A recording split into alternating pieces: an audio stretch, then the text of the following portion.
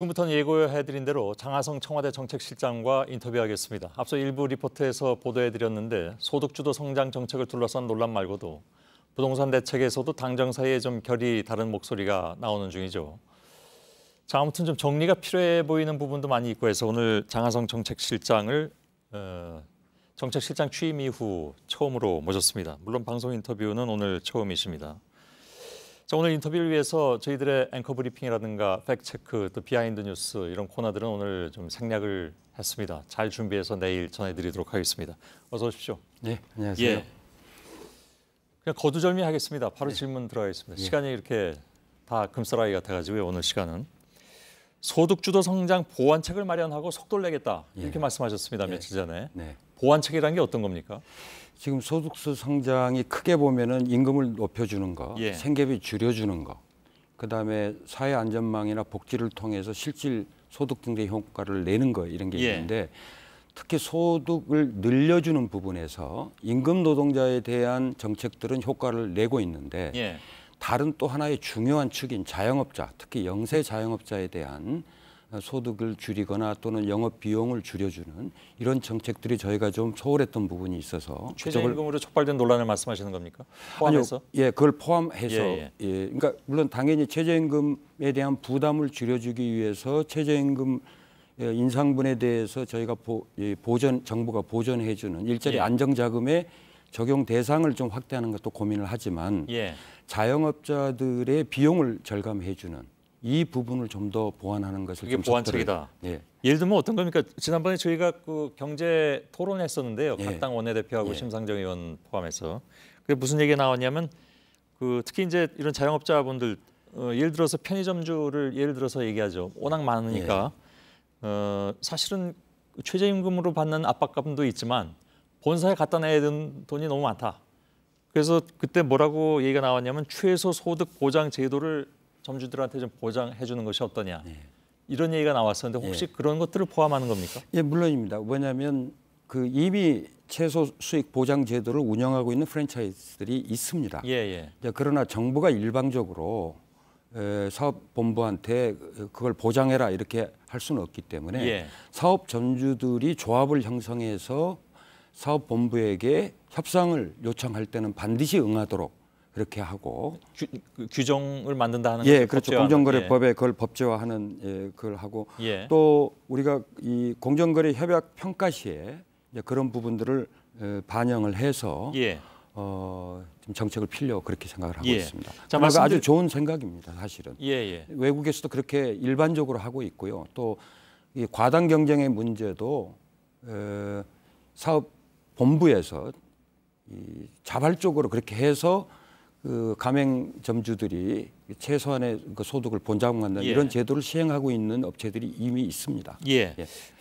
좀 협소하게 줄여서 편의점주 같은 경우에만 지금 말씀을 드렸는데 뭐 다른 그 분야의 자영업자라든가 이런 분들을 위한 어떤 대책 같은 것이 있습니까? 특히 이제 영세 자영업자들, 그러니까 고용원 없이 가족들끼리 하는 영세 자영업자의 경우에는 사실은 그분들은 사업자이면서 동시에 노동자입니다. 그러니까 예. 어찌 보면 자기 일자리를 자기가 만들어서 있는 아주 고마운 분들인데 그렇죠. 그분들에 대한 그 근로성을 우리가 인정을 하지 않고 있는 부분이 있거든요. 그래서 그분들에 대해서 사회보험이랄지 4대 보험에 대한 지원을 하는 예. 이런 부분도 저희들이 지금 고려를 하고 있고 예. 또 이 근로소득 그러니까 근로장려세제 그러니까 EITC라고 보통 이야기하는 거죠. 이를 일정하게 했는데도 소득이 일정 수준이 안 되면은 정부가 그 소득을 보전해주는 이 부분이 올해까지 한 400만 명 혜택을 보는데 내년에는 한 700만 명으로 늘리는데 이 부분의 상당 부분이 그 자영업자들의 영세 자영업자들이 해당이 될 것으로 보입니다. 그게 보완책의 전부는 물론 아니겠죠. 물론입니다. 예. 여러 가지 뭐 카드 수수료 지금 뭐 담배까지 이 수수료 내야 되는 이런 문제도 지금 저희들이 바로 잡으려고 하고 있고요. 또 아예 그 영세 자영업자의 경우에는 수수료를 내지 않는 수수료 제로인 시스템을 공적으로 저희가 지금 운영하는 그것도 지금 준비를 하고 있고 무엇보다도 중요한 거는 자영업자 하신 분들한테는 물론 임금도 부담이 되고 하지만은 이 임대료 경감이 매우 중요한 문제입니다. 예. 그래서 상가 임대차 보호법이 이미 국회에 계류 중이고 좀 지난번 논란 끝에 지금 아직 안 돼 있습니다. 그게 참 안타깝습니다. 예. 정말 여야를 떠나서 정말 지금 가장 고통을 겪고 있는 이 영세 자영업자들의 단기적인 뭐 보전책이 아니라 안정적인 영업을 할 수 있는 이 법안만큼은 여야를 떠나서 꼭 좀 이번 회기에 특히 9월 중으로 통과를 좀 해주셨으면 하는 부탁을 드립니다.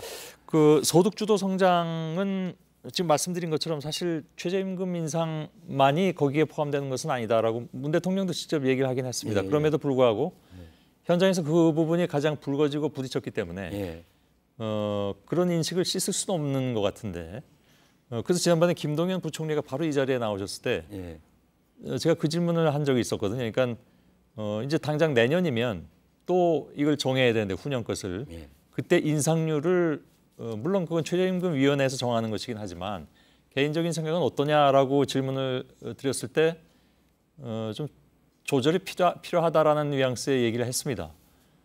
장 실장은 어떻게 생각하십니까? 이미 속도 조절은 시작됐다고 저는 봅니다. 이미 현실적으로. 대통령께서 원래 공약대로 2020년까지 10,000원을 달성하는 것은 이제 가능하지 않다. 그래서 국민께 사과도 드렸고 또 이 최저임금이 지금 사회적 논란이 되고 있는 저는 이 문제 중에 하나가 최저임금위원회에서 노와 사가 만나서 이거를 치열하게 논쟁을 하고 국민들의 공감대를 구하고 또 이해 당사자들의 의견을 구했어야 되는데 그냥 최저임금에서 그냥 걸어 나가 버렸거든요. 일방적으로 그냥 그 손을 다 양쪽에 놔서 이것이 좀 더 국민들 사이에 토론이 이루어지고 공감대를 이루어서 합의점을 찾는 이 과정이 생략돼 버린 것이 또 하나의 이슈가 아닌가 싶습니다. 그래서 그러면 장 실장께서 혹시 금년에 결정된 최저임금 인상률이 너무 높았다고 판단하고 계시다는 얘기인가요? 지난해에 16.4% 오른 것은 정말 제가 생각했던 것보다 높았습니다, 솔직히. 근데 그게 지키지 않으면 2020년까지 10,000원은 아닙니다. 저희 그 2020년까지 10,000원으로 가면 14.3%면 되는데 그 16.4%까지 감으로써 저희들도 좀 놀랐습니다. 물론 2몇 퍼센트 포인트 차긴 하지만 그게 사실은 큰 것이긴 하죠. 그러나 이제 이 공약을 2020년까지 못 지킬 것은 이미 대통령께서 국민께 사과를 드렸고 그렇게 되면 임기 내라고 한다면 2021년이냐 2022년인데 2021년까지 가려면은 앞으로 남은 기간 때는 연 7%가 될 거고요. 2022년까지 간다면은 한 6% 정도 더 내려가기 때문에 지난번 토론에서는 7% 정도를 적정선으로 봤을 때 그걸 뭐 굉장히 넘어섰기 때문에 이게 엉키는 거다. 그런 얘기들이 나왔는데 그럼 거기에 동의하신다는 말씀을 아니요. 받아들일까요? 7%를 어떤 논리적 근거에서 뭐 엉키고 안 엉키는 기준으로 봤는지 지금까지의 인상률의 평균적인 지난 박근혜 정부 5년 동안의 평균이 7.4%였거든요. 그걸 뭐 적정선이라고 본다면은 이미 남은 기간 동안에는 그보다 낮은 인상률을 남기고 있습니다. 그것을 공약을 2021년까지 수행을 하든 2022년까지 수행을 하든. 그러나 저는 그걸 떠나서 지금 두 해 오른 것에 대한 부담을 추가 인상분, 다시 말해서 7.4%보다 더 오른 부분은 정부가 일자리 안정자금으로 지원을 하고 있습니다. 재정을 풀어서 한다. 하고 있고 단 문제는 그 혜택이 종업원 30인까지로 되어 있기 때문에 오히려 이 중기업, 소기업의 한 종업원 50명에서 100명 사이의 기업들이 최저임금을 받는 이제 낮은 임금을 받는 직원들에게 임금을 올려주다 보니까 그 위에 직원들까지 함께 올려야 되는 부담 이런 게 있어서 앞서 제가 첫 질문에 말씀을 드린 것처럼 이 일자리 안정자금 지원의 그 대상의 폭을 좀 더 확대하는 것도 고려를 하고 있습니다. 알겠습니다. 근데 모든 것이 이게 근데 사실은 빨리 좀 보완이 되고 시행이 돼야 될 텐데 언제부터 시행이 됩니까? 그런 것들이? 지금 이 추가적인 보완 대책에 대해서 자영업자 대책들은 많이 마련이 돼서 발표가 되고 있고요. 이 일자리 안정자금 즉 추가 인상분에 대해서 정부가 지원을 하는 부분은 적어도 이달 안에는 결정을 할 그럴 계획입니다. 알겠습니다. 부동산 문제 이게 사실 오늘 범위가 굉장히 넓고 시간 제한돼 있어서 제가 한 가지 문제로 오랜 질문은 드리질 네. 못하게 됐습니다. 저희로서는 좀 안타까운데 장 실장으로서는 다행은 아니시죠? 아니 뭐 이왕에 나왔으니 국민들께 소상히 그러게요. 말씀을 드려야죠. 예. 이해찬 대표가 3주택 이상 소유자나 초고가 주택에는 보유세, 그러니까 특히 종합부동산세를 강화한다라고 했습니다. 네. 동감하신다고 했는데요. 예. 어느 만큼 동감하시는 겁니까? 상당히 동감합니다. 왜냐하면 3주택 이상이 실수요자가 첫째 아니고요. 예. 또 둘째는 그분들 중에서 임대사업 등록을 하고 있다면 저희들이 파악이 되는데 그렇지 않은 경우들이 아직도 많기 때문에 예. 저는 그 부분에 대해서는 절대 동감하고 있습니다. 그런가요? 그럼 예. 구체적인 안이 이미 머릿속에 있으십니까? 아니면 그걸 공유하고 계십니까? 지금 국토부나 당에서 그 고민을 하고 있는 걸로 알고 있고 이 그 세법 개정안이 국회에 계류 중이기 때문에 예. 저는 당과 국회에서 그걸 좀 더 활발하게 논의를 할 것이다 예. 이렇게 생각을 합니다. 물론 그건 이제 국회를 통과해야 되는 문제이기 때문에. 예. 근데 뭐 아시는 것처럼 예. 이건 늘 논란이 있는 문제고 예. 국회 통과가 그렇게 낙관적이진 않지 않습니까 혹시? 예. 아니요. 그런데 이 세법 개정안은 이 예산 법안의 부수 법안이기 때문에 예. 만약에 여야가 합의를 못 본다면 정부 원안대로 이 개정이 되는 예. 그런 상황입니다. 다만 네. 김병준 한국당 비대위원장은 사실 종부세 그때 그 만든 분이잖아요. 그죠? 예. 이 자리에서도 얘기했고 나중에도 얘기했는데 보유세를 높이는 것은 오케이 네. 받아들일 수 있다. 예. 이번에도 그 얘기를 했더군요. 예. 다만 높이는 데가 있으면 낮춰주는 게 있어야 되지 않냐. 다시 말하면 보유세가 높아져가지고 그걸 팔아야 되는데 팔려면 거래세가 너무 세가지고 예를 들면 뭐 양도소득세니 이런 걸 포함하는 거겠죠. 등록세도 마찬가지고 취득세도 마찬가지고 그런 거는 좀 줄여줘야 되지 않겠냐는 입장이던데 그게 좀 합리적인 안은 혹시 아닌가요? 제가 듣기에도 매우 합리적인 안으로 보입니다. 예. 설령 이번에 이런 집값 폭등 사태가 없었다 할지라도 이 가격이 안정화돼 있을 때는 국민들이 자유롭게 거래할 수 있게 여건을 만들어주는 게 저는 맞다고 생각하기 예. 때문에 그 김병준 비대위원장의 생각에 저도 동감을 하고요. 예. 정말 아주 솔직히는 참 오랜만에 야당이 좀 대안을 제시하는 예. 이런 제안을 해줘서 저는 매우 반가웠습니다. 그 과거에 예. 노무현 정부 시절에 예. 그때도 종부세 얘기가 나왔을 때 거래세는 낮춰주자는 얘기가 있었는데 예. 사실 뭐 그렇게 현실화되지는 않았습니다. 예. 혹시 그것이 예를 들면 거래세를 낮춰줬을 경우에 정부의 세수가 줄어든다라든가 이런 것에 대한 어떤 우려 이런 것이 작동했던 건 아닐까요? 아니죠. 지금 그 당시 상황은 제가 좀 정확히 파악을 못 하고 있습니다만은 종부세 중에서 고가 주택에 대해서 세금을 올린다면 예. 그건 세수가 늘어난 만큼 당연히 저는 다른 부분에서 예. 부담을 줄여주는 것이 맞다 이렇게 생각합니다. 알겠습니다. 그러면 그 이해찬 대표가 뭐 정확하게 얘기를 하진 않았지만 예. 여기서 초고가 주택이라는 것은 아마도 최근 들어서 얘기가 된 이른바 뭐 강남의 똘똘한 한 채, 예. 그게 그 한 주택만 가지고 있어도 보유세를 높인다는 건데 예. 초고가 주택 이른바 똘똘한 주택 한 채의 값은 어느 정도라고 상정을 하고 계십니까? 그건 이미 이제 종부세를 저희가 이번에 바꿀 때 예. 세율을 올릴 때 그 기준이 있는데요. 1주택자 경우에는 공시지가로 보면은 9억 원입니다. 예. 근데 사실은 공시지가가 시세를 다 반영하고 있는 게 그렇죠. 아니기 때문에 한 13억 원 정도 되는 거니까 상당히 높은 고가 주택이고요. 예. 다주택자의 경우에는 그보다 지금 낮은 강남의 웬만한 아파트는 그거 다 넘습니다. 그렇죠. 예. 예. 뭐 다는 아니지만은 강남의 강남구 그래서 제가 서초구 웬만한이라고 일부, 붙였습니다. 예. 예. 그런 데는 13억이 넘기 때문에 저는 그 부분은 그 기준이 맞다 생각을 하고요. 예. 적어도 강남에 대해서는 그다음에 왜냐하면 다른 지역은 해당되는 지역이 뭐 그렇게 많지는 예, 않기 예. 때문에요. 다주택자의 경우에는 이 공시지가로 6억 원이기 때문에 예. 이거는 이 시가로 보면 한 9억 원 이렇게 되는 아마 그게 아마 기준이 아닐까 예. 싶습니다. 근데 그거를 강화한다면 예. 몇 퍼센트 정도 올릴 거라는 것에 대해서도 공감대가 있습니까? 그거는 아직 논의를 해보지를 않았습니다. 왜냐하면 그 이해찬 대표께서 첫 그 당정청 회의에서 예. 언급을 하셨기 때문에 당과 한번 더 협의를 하도록 하겠습니다. 예. 투기 수요를 억제하기 위해서 더 강력한 대책도 가지고 있다 필요하다라고 말씀하셨습니다. 예. 지금 그거 이외에 또 있으시단 말씀이시죠? 그렇죠. 어떤 겁니까? 그 첫째는 아주 그 쉬운 방법은 공시지가 조정입니다. 예. 근데 이제 공시지가를 저희가 정하는 범주가 무슨 구, 동 이게 아니고 이제는 특정한 아파트 단지 이렇게 아주 좁혀서 할 수 있게 되어 있습니다. 예. 그래서 공시지가를 조정하는 방법, 그래서 그 세부담을 늘리는, 또 그래서 투기 수요가 몰리지 않게 하는 그런 방법이 하나 있고요. 예. 뭐 여러 다른 안이 있겠습니다만 당장 영향을 미칠 수 있는 건 정부가 이제 이달부터 이 전국의 부동산 보유와 임대와 세금 이런 것을 통합해서 보는 예. 소위 말해 임대차 주택 이 정보 시스템이 가동이 됩니다. 예. 그렇게 되면은 저희들이 거의 완벽하게 투기 수요와 실수요를 구분해낼 수 있습니다. 예. 그러니까 실제 한 채 똘똘한 걸 가지고 임대를 해주고 집주인은 딴 데 가 사는 경우도 그것이 파악이 되는. 예.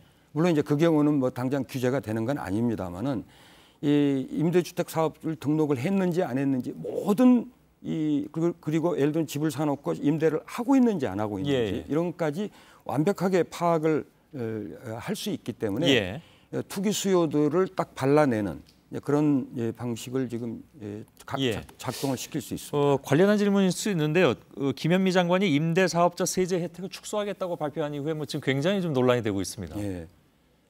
개인적으로는 어떤 생각 가지고 계십니까? 이거 뭐 개인적 개인일 수가 없죠. 저는. 그렇죠. 예, 알겠습니다. 예. 어떤 생각이십니까? 이미 임대사업자로 등록한 분들에 대해서는 이 새롭게 만약에 아직 그런 논의가 시작되지는 않았습니다만 만약에 이 세제 혜택을 바꾼다 할지라도 기존에 등록을 하신 분들에 대해 적용되는 것은 저는 아니라고 봅니다. 근데 이제 최근에 일정하게 수요가 좀 거래가 있는 것 중에 저희들이 파악을 해 보면은 이 은행에서 돈을 빌려 가지고 임대사업자 등록을 안 하고 하는 분도 있고 임대사업자 등록을 했더라도 소위 새로운 형태의 갭 투자죠. 은행 돈 빌려서 임대사업자 하는 그런 경우에 저희가 금융 대출을 아주 강력하게 억제를 할 거고요. 김현미 장관이 언급한 그 세법 개정이 있다 할지라도 그거는 새로운 임대사업자에게 적용이 되는 것이지 기존의 임대사업자는 적용할 수 없다. 저는 그렇게 생각을 합니다. 근데 어쨌든 이게 한 8개월 만에 정책이 바뀌는 상황이 되니까 이게 일관성 내지는 예측성이 너무 불가하다. 왜 이런 일이 자꾸 벌어지냐라는 그런 우려들이 굉장히 많이 있습니다. 당연한 지적이고요. 당연히 그런 약간의 혼선으로 비춰진다 하더라도 그것이 유효한 정책이라면 또 저희들이 잘못 빠뜨린 정책이라면 저는 수정을 하는 것이 오히려 더 바른 자세가 아닌가 싶습니다. 그러나 그 세법 개정에 대해서는 아직 논의가 시작된 게 아니기 때문에 좀 더 지켜봐 주시기 바랍니다. 알겠습니다. 잘못된 혹은 문제가 있는 정책에 대해서는 언제든지 수정해야 된다라는 말씀을 하셨는데 아마 지금쯤 또 많은 분들이 그런 생각을 하실 수도 있습니다. 그러니까 소득주도 성장 정책 자체는 수정할 생각이 없느냐? 왜 다른 거는 다 바꾼다고 하면서 이건 안 바꾸겠다고 하느냐라는 의문을 지금 다 떠올리셨을 텐데 그 질문은 제가 마지막에 드리도록 하겠습니다. 왜냐하면 우선 좀 확인해야 될 것들이 좀 많이 있는 것 같습니다. 많은 분들이 궁금해하시는 것이요. 최근에 집값 과열 수요는 많은데 공급이 부족하다라는 것은 뭐 경제학의 매우 기본인 것으로 저는 알고 있습니다만은 그래서 그러면 공급을 늘리면 될 것이 아니냐 하는 매우 간단한 해법이 있긴 있죠. 근데 국토부 장관, 그러니까 특히 김현미 장관은 이 자리에서 나와서도 그때 얘기했었습니다만 그런 식으로 하면 뭐 강남의 노른자 땅에다 다 지어가지고 다 해도 그럼 해결이 되겠느냐? 그건 답이 아니다라고 얘기했고 실제로 또 많은 분들이 거기에 공감하기도 했습니다. 혹시 대책을 가지고 계십니까? 좀 신중하게 제가 답변을 드려야 될 부분 같습니다. 이거는 워낙 시장에 미치는 영향이 있을 수 있기 때문에 분명하게 투기 수요가 있고 실수요가 있는데 과거에는 이 정부가 그걸 완벽하게 구분해내는 이것이 좀 부족했고 좀 시차가 있었습니다. 근데 이제부터는 정확하게 투기와 실수요를 구분할 수 있기 때문에 실수요가 필요한 곳에 공급을 늘리는 것은 고려하고 있습니다. 그게 아까 말씀하신 새로운 시스템이 작동하기 시작하면서 그렇게 된다라고 말씀하셨는데요. 아니요. 이제 과거에는 당연히 일반적인 공급과 수요 정책에서 본다면 예. 공급이 필요하다는 의견이 있기 때문에 그걸 고려하는데 예. 예를 들어서 강남 지역 같은데 뭐 한없이 공급한다고 집값이 잡히겠습니까? 그건 예. 김현미 장관이 얘기한 것과 그거는 같습니다. 뭐 예. 아니고요. 실제 이 젊은 신혼부부랄지 또는 이 중산층 서민 중에서 실수요자들이 예. 필요로 하는 주택에 대해서는 저는 서울을 포함해서 수도권에 공급을 좀 늘릴 거를 고려는 하고 있습니다. 그건 공공주택이 됩니까? 아니면 공공 임대주택도 있고요. 예. 또 신혼 행복주택도 있고요. 또 일반 사업자가 하는 주택도 있고 그럴 겁니다. 그러나 예. 과거 정부처럼 어떤 대규모 단지를 해가지고 거기에 뭐 투기 수요가 몰리거나 아니면 부동산 경기를 부양하거나 예. 이런 방식이 아니고 실제 굉장히 생활권에 쉽게 근접할 수 있는 또 예. 역세권 같은데 소규모로 할 수 있는 여지가 있는 부분들은 저희들은 할 걸 예. 좀 고려를 하고 있습니다. 택지라든가 이런 것들에 대해서 혹시 기초조사가 끝났는지요? 일부는 지자체들과 협의를 하고 있는 과정이다 이렇게 예. 이해를 해주십시오. 그럼 그거는 국토부에서 추진하고 있는 30만 호 추가 건설하고는 별도의 것입니까? 뭐 그것과 또 관련이 있고 또 새로운 부분도 있고 그렇습니다. 예. 그건 뭐 국토부 장관께서 나중에 설명을 할 기회가 예, 있으니까 물론 그렇게 보겠습니다. 물론 그렇겠습니다만. 그러면 그 규모는 어느 정도 될 것 같습니까? 그 규모도 완전히 검토가 끝난 다음에 국토부에서 예. 국민들께 빠른 시일 내에 알려드리는. 예. 근데 아까 저희들이 그 보도를 했습니다마는 네. 전국에 뭐 지금 빈집이 한 120몇만 호가 된다고 합니다. 물론 그건 어찌 보면 수요가 좀 덜한데 생겼다든가 하는 여러 가지 이유로 인해서 그렇게 됐겠죠. 근데 빈집은 그렇게 많은데 모자란 집은 또 여전히 있다라는 것은 어느 한쪽으로 몰리기 때문이라는 것은 뭐 누구나 생각할 수 있는 것인데 그건 대부분 수도권이겠죠. 예. 수도권에서 지금 말씀하신 대로 실수요자의 어떤 요구를 다 충족시킬 만큼의 호수와 택지가 나올까요? 그거는 좀 지켜봐야 될 것 같습니다. 예. 뭐 공급이라는 게 한없이 할 수 있는 토지가 있는 것도 아니고 예. 또 아까도 말씀드린 것처럼 무슨 대규모 단지를 조성하는 방식이 아니라 예.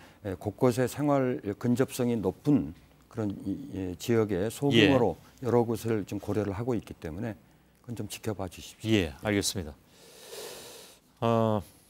자꾸 그렇게 말씀하시니까 더 여쭙고 싶은 생각이 자꾸 들긴 합니다만은 뭐 지금 상황이 그걸 말씀하실 만한 단계는 아니신 것 같아서 예, 알겠습니다.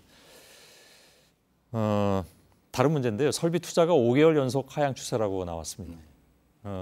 이게 사실은 그 외환 위기 때 10개월 정도 지속됐던 것 이후에 가장 긴 기간이라고 하고요. 그렇습니다. 만일에 이것이 다음 달, 그 다음 달 계속 이렇게 되면 6, 7개월씩 넘어가면 정말 위기감이 더해질 수도 있습니다. 그래서 이게 본격적인 경기 침체기로 들어가는 것이 아니냐. 그렇게 되면 사실은 정부로서도 굉장히 곤혹스러운 상황이 될 것 같고요. 어떻게 판단하고 계십니까? 저희 다들 아시는 것처럼 우리나라 5대 주력 산업이 있습니다. 전자, 자동차, 조선, 철강, 중화학, 화학 이렇게 있는데 지금 그 5개 업종 중에서 2개가 어렵습니다. 예. 고용 조선과 자동차입니다. 예. 그런데 이 조선은 뭐 다 아시는 것처럼 뭐 정말 너무너무 어렵고 그렇죠. 자동차는 최근 들어서 약간 이제 구조조정이 시작되는 이런 부분입니다. 특히 이제 조선의 경우에 정말 작년에 최악이었는데요. 예.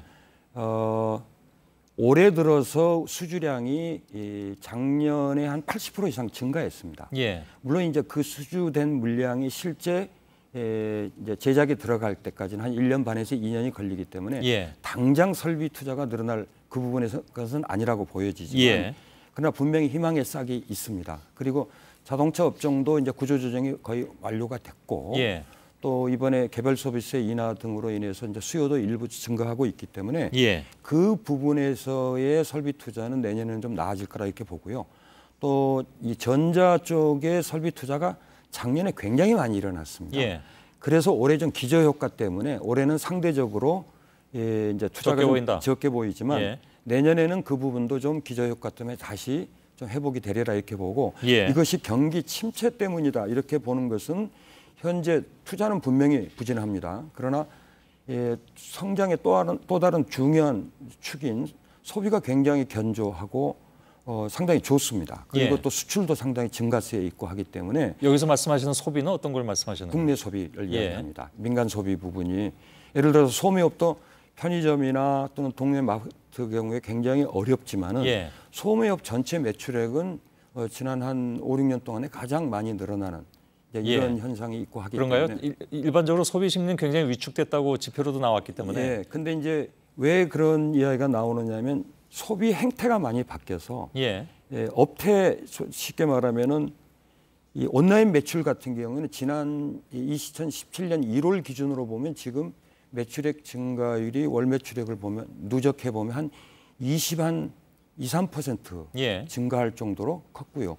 편의점도 굉장히 어렵습니다. 예. 어려운데 편의점 전체 매출액을 보면 작년 연초 대비로 하면은 거기도 한 25% 이상 증가를 했기 때문에 물론 예. 거기는 또 편의점 수가 늘어나 버려 가지고 점포당 매출액은 오히려 지금 올해 들어서 줄고 있는 현상이 있어서 예. 어렵습니다만은 그래서 소비는 거시 지표나 이런 걸 봐도 아주 좋은 상황입니다. 그래서 지금 이 상황을 침체다 이렇게 이야기하는 것은 저는 예. 좀 과도한 알겠습니다. 평가다 이렇게 생각합니다. 사실 오늘 지표를 가지고 다 지금 따져볼 수가 없기 때문에 네네. 저로서도 질문드리는데 좀 한계가 있는 부분이 예. 분명히 있는데 예, 예. 그건 저희들이 가신 다음에라도 한번 체크를 해. 예, 말씀하신 걸 다시 다 체크하고 예. 다시 이 자리에 나오시긴 어렵겠으나 네. 저희들이 기자를 통해서라도 재차 반론하고 네. 취재해서 장 실장님 입장을 시청자 여러분께 전해드리도록 예. 하겠습니다. 통계청에서 매달 발표하는 예. 소매업 판매 총 매출액 예. 통계를 보시면은 쉽게 아마 팩트 체크를 하실 수 있습니다. 알겠습니다. 아직 질문이 다 끝난 건 아닌데요. 아 예. 예. 그 경제학을 전문으로 하는 교수들께서 이런 질문을 좀 해달라라고 전해 오셨습니다. 정책의 의도나 동기가 좋다 하더라도 선의의 정책이라 하더라도 그것이 성과가 잘 나지 않으면 뭐 물론 어느 정도 기간을 더 봐야 될지는 모르겠습니다만은 성과가 안 나면 실패라고 봐야 되는 것이 아니냐라는 질문을 해주셨습니다. 관련해서 정부를 좀 믿고 기다려달라고 말씀하셨는데 언제까지 기다려야 될까요? 우선 당연히 성과를 내야 됩니다. 예. 그리고 아직 그것도 빠른 시일 내에 국민들께 그 결과를 보여드려야 합니다. 그러나 이제 시작 단계입니다. 그러니까 문재인 정부의 예산이 시행된 지 채 1년이 안 됐습니다. 예. 또 최저임금이 굉장히 논란이 많지만 최저임금이 제일 먼저 국민들에게 다가간 정책이긴 한데 그것도 반년 조금 지난 상태에서 결과가 왜 안 나느냐 하는 것은 조금은 성급하다. 근데 문재인 정부의 예산은 물론 금년 들어 쓴 것이지만 예. 작년 예산은 물론 이제 그 전 정부가 예. 정한 것이긴 하죠. 근데 그때도 예산이 없었던 것은 아니고 있었습니다. 예. 있었고 특히 일자리 예산이라는 것은 뭐 다 합치면 추경까지 합치면 수십조가 나오는데 그거를 다 쓰고도 왜 이 정도밖에 고용 창출을 못했냐 하는 문제 제기라는 그 고용 수준에 대해서는 정말 짧은 시간에 다 말씀을 드릴 수 없지만 이 경기 상황 그다음에 구조 앞서 말씀드렸던 자동차나 조선 산업같이 아주 가장 고용 효과가 큰 부분에서의 구조 조정이 일어났던 부분 그리고 일부 음식점업이나 단기 노동자 또는 이제 편의점 알바를 써야 되는 편의점에서의 단기 노동자가 줄어든 거 이게 굉장히 복합적이고요. 또 하나는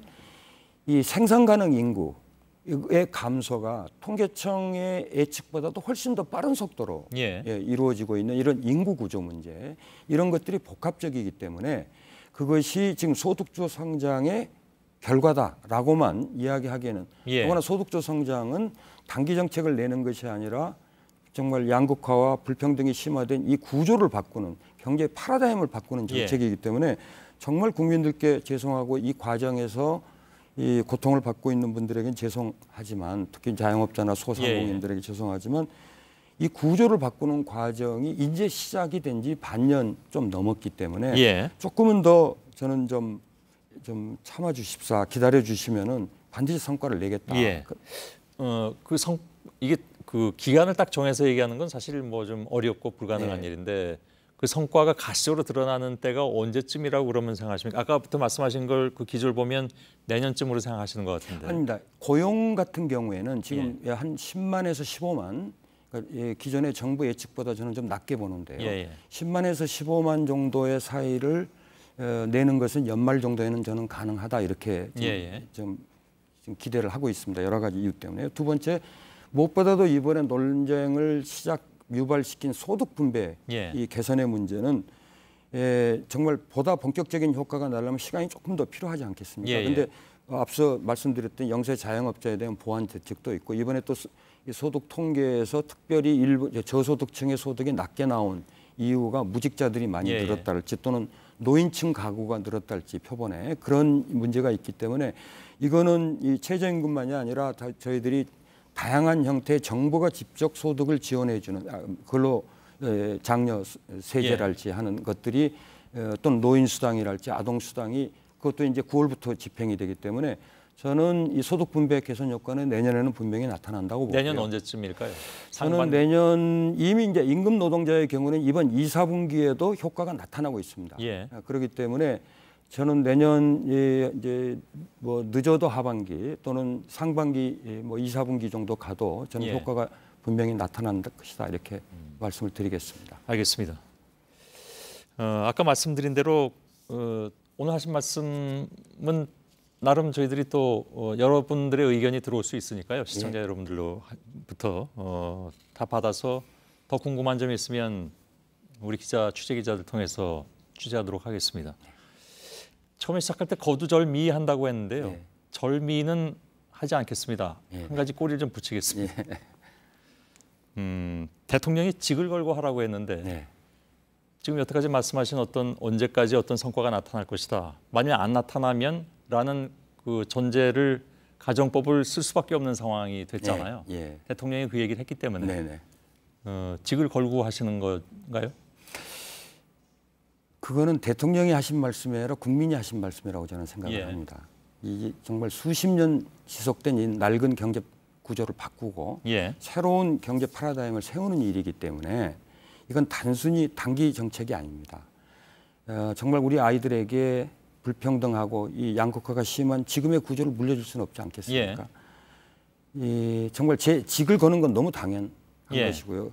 뭐 정책실장이라는 직이 문제가 아니겠죠. 개인의 문제가 아니고 저는 우리 국민들의 미래, 다음 세대들의 미래, 그리고 한국 사회의 미래가 걸린 일이기 때문에 모든 걸 걸고 최선을 다해서 좀 성과를 내도록 노력을 하겠습니다. 알겠습니다. 다시 한번 뭐 정말 이런 고용 지표나 소득 분배 지표가 국민들께 정말 실망을 시켜드린 부분은 반드시 성과를 내서 보답을 하겠다.